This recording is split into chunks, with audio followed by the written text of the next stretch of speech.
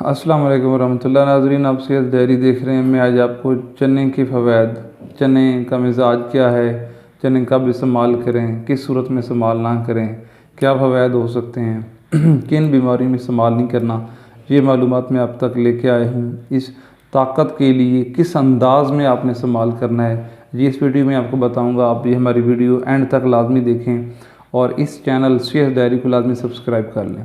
देखें, चना थल के एरिया में ख़ास तौर पर पाया जाता है और तभी काश्त किया जाता है जब गंदम काश्त करते हैं लगभग।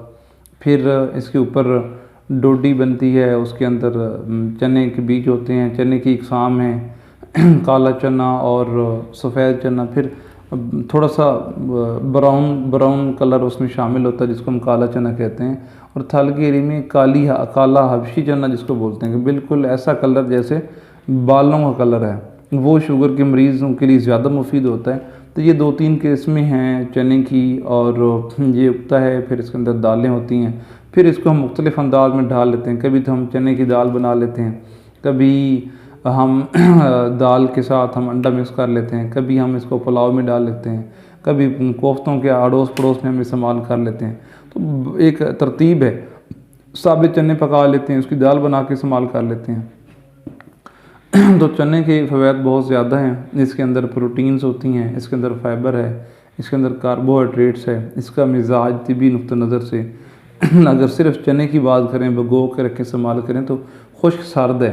लेकिन अगर हम इसको जिस तरह अंदाज में पकाते हैं, टमाटर बहुत ज़्यादा डाल देंगे तो गर्म खुश्क हो जाएगा, और अगर वैसे और दीगर मिसालों से पकाएंगे तो खुश्क गर्म हो सकता है लेकिन खुश्क सर्द होता है। और इसकी बेतहाशा फ़वाइद हैं, लेकिन हम इसका इस्तेमाल सही तरीके से नहीं करते, डोज का ख्याल नहीं रखते। हम महीना महीना चने नहीं खाएंगे, जब खाएंगे तो दबा के खाएंगे फिर हमारी वर्जिश नहीं होती ऊपर से। बहरहाल आपको समझाना ये था कि क्योंकि इसके अंदर फाइबर है और इसके अंदर प्रोटीन है, ये खुश्क मिजाज रखता है, इसलिए ये जरियान में बहुत मुफीद है, ये लिकोरी में बहुत मुफीद है, ये सूरत इंजाल प्री एजाकुलेशन के लिए अच्छा है। कैसे, जैसे मैं आपको समझाने लगा हूँ इस तरीके से आपको दीगर कतरेआन और दीगर मसाइल में अच्छा है। कमर दर्द नहीं होगी, ताकत देगा, डिप्रेशन से बचाता है, आपकी दिल की धड़कन को एक रिदम में ले आता है। ये चीज़ें तो अच्छी हैं, लेकिन कुछ सिचुएशन में ये इस्तेमाल नहीं भी करना होता। फॉर एग्ज़ाम्पल, आपका यूरिक एसिड ज़्यादा है, आप ना इस्तेमाल करें। आपके पेट में गैस रहती है, पेट ख़राब है, आप ना इस्तेमाल करें। इसी तरीके से आप आर ए फैक्टर, गंठी है, रोमेटॉइड अर्थराइटिस है, आप इस्तेमाल ना करें। आपको दमा है, खुश्क खांसी है, क्योंकि ये खुश्क है तो आप उसमें इस्तेमाल ना करें। और फिर जब जो मैंने आपको उसके फ़वाइद गिनवाए हैं, तो फ़वाइद में भी ख्याल रखना है। फ़वाइद में इस तरह आपने ख्याल रखना है कि जब हम सोचते हैं कि हमारे बुज़ुर्ग इस्तेमाल किए करते थे और ये घोड़े का खाज है, घोड़े खाते हैं, बड़ी ताकत होती है, घोड़ा थकता नहीं है, हमें भी खाने चाहिए। हम अपनी सिचुएशन नहीं देखते, हम even uric acid, creatinine, urea, गुर्दे के मसाइल ये नहीं देखते, हम फिर शुरू कर देते हैं। अब मैंने बताया कि इसके मुख्तलिफ़ अंदाज में इसका मिजाज मुख्तलिफ हो जाता है। आप ऐसा करें कि अगर जैसे मैंने गिनवाया कि फ़लाँ बीमारी में इस्तेमाल ना करें, वो ना करें। और अगर आपने इसको सही इस्तेमाल तरीके से करना है तो इसको भिगो के रखना और इसका पानी इस्तेमाल करना। जब बॉयल करने की गर्ज से इसको जब पानी में डालते हैं, फिर गर्म करते हैं, थोड़ा नरम हो जाते हैं, वो उसको आप जो उबले चने हैं वो आप इस्तेमाल कर लें।